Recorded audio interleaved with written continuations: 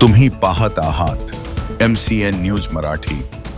यंदाच्या वर्षी एल निनोच्या संकटामुळे राज्यात कमी पावसाची शक्यता वर्तवण्यात आली आहे। त्याच पार्श्वभूमीवर बुलढाणा जिल्हा प्रशासनाने मोठा आणि महत्त्वाचा निर्णय घेतला।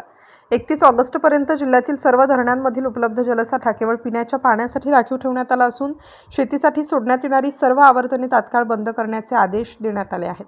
बुलढाणा पाटबंधारे विभागाच्या माहितीनुसार जिल्ह्यातील 51 लघु, मध्यम आणि मोठ्या प्रकल्पांमध्ये सध्या केवळ 21.28% उपलब्ध जलसाठा शिल्लक आहे। त्यामुळे मानवी तसेच पशुधनाच्या पिण्याच्या पाण्याचा प्रश्न निर्माण होऊ नये यासाठी हा निर्णय घेण्यात आला आहे।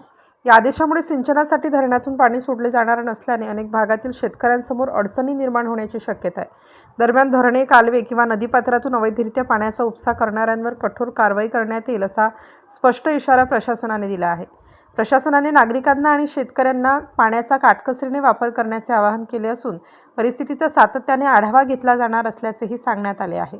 MCN न्यूज मराठीकरिता संपादक राजीव वाढे, बुलढाणा।